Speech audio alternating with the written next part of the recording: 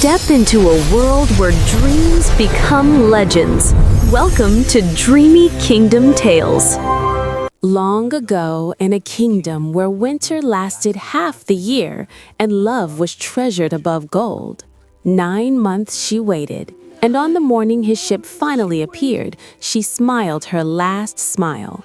For some hearts break not from sorrow, but from too much joy. 1 year later, the grieving Tsar married again.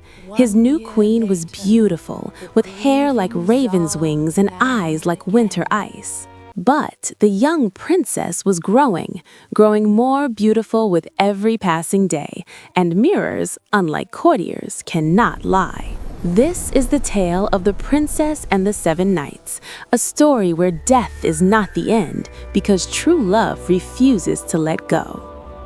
A young Tsar once stood in a cathedral filled with golden light, waiting for his bride. She walked toward him like winter's first snow, pure, radiant, untouched by darkness. When he lifted her veil and kissed her, the bells rang across the kingdom and the people rejoiced. Has any woman ever been so blessed? A kingdom at peace, a husband who loves her. The Tsarina would rest her head upon his shoulder beside the fire, and he would whisper how he feared losing such perfect happiness. War threatened the kingdom. The Tsar had no choice. He must leave and sail north to protect his people. On their final night together, they did not sleep. I swear it on my crow, my kingdom, my very swear. She stood by the great window overlooking the harbor and made a promise that would define the months to come. At the frozen harbor, the Tsar held his Tsarina's hands and promised to return before winter came again. She smiled bravely through tears she refused to let fall, not knowing she already carried their child within her. At dawn, she stood by the harbor window and made a vow. She would watch the sea every day until his sails returned. What she did not tell him was that she carried his child.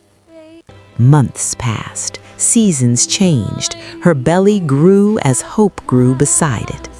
She watched the horizon through spring, summer, and autumn. My beautiful girl, you have your father's strength. He is coming, little one. The Tsar rushed to her side, holding the child he had never seen. The Tsarina smiled softly, touched his face one last time, and her light faded forever.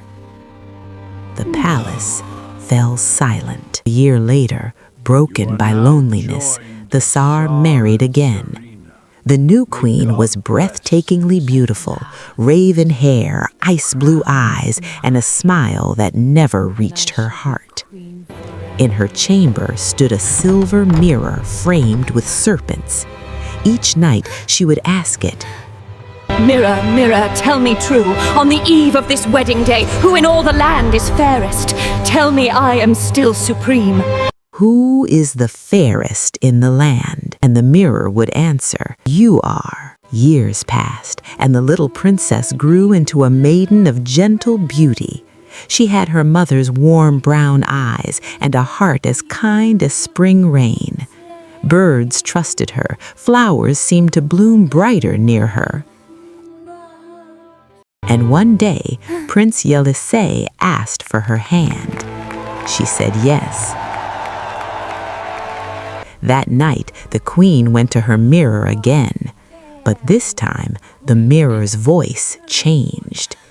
"You are beautiful," it said, "but the Tsarevna is the fairest in all the land." In a dark corridor, she ordered her servant Chernavka to take the princess into the forest and leave her to die. Do exactly as I say, or you will regret the day you were born. You understand me, girl? Are we much further, Chernavka? The forest grows so dark. Not much longer, Tsarevna. Look, what a beautiful flower.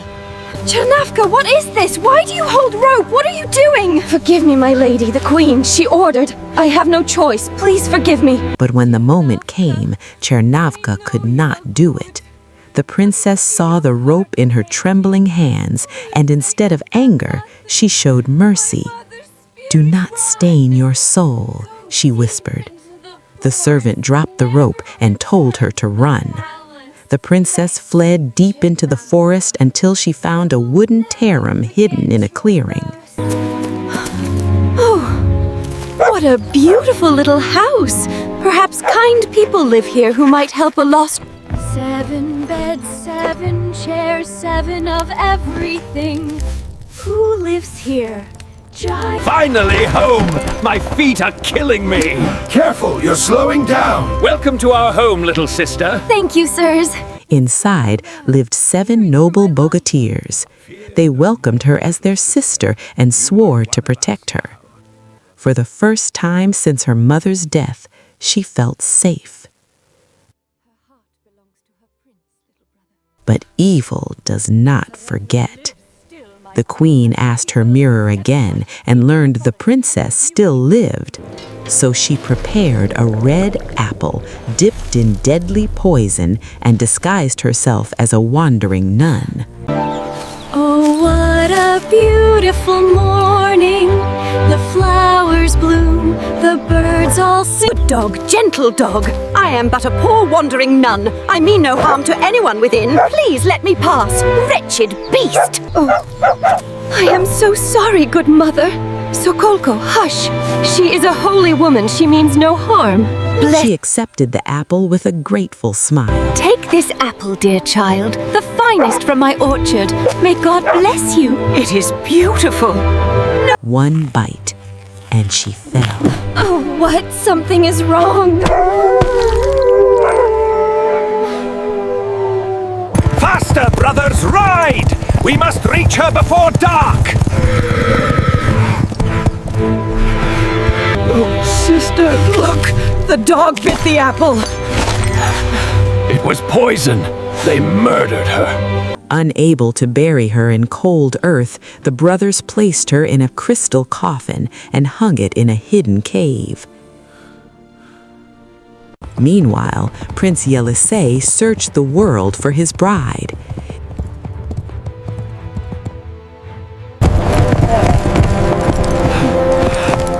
I have searched the entire world and found nothing. I have not seen the maiden, Prince. Ask instead my brother, the moon, who watches while I sleep. My love, wherever you are. I watch the sleeping world, brave prince, but your bride I have not seen. Ask my wild brother, the wind. Wind! Great wind who travels all the world. The sun and moon have sent me. I will not stop until I find my bride. Tell me, where is she? I command you, answer me! And the wind whispered the secret, a crystal coffin beyond the glass mountain. There she is, my love, my heart. Oh God, she is so beautiful even now. Wait! He struck the crystal once, twice. On the third blow, it shattered. Color rushed back into her cheeks, her eyes opened.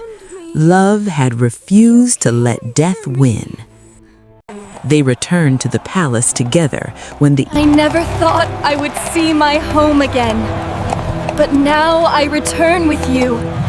Evil Tsarina saw the princess alive, radiant beyond compare. Her wicked heart could not bear it. She fell dead where she stood. At last, beneath cathedral bells and golden light, Prince Yelisei and the Tsarevna were married. On the balcony that night, she touched her mother's golden cross and looked at the stars. Love had survived war. It had survived jealousy. It had survived death itself. And so the tale ends, as all true fairy tales do, with love triumphant. Because death may take many forms, but true love is stronger than them all.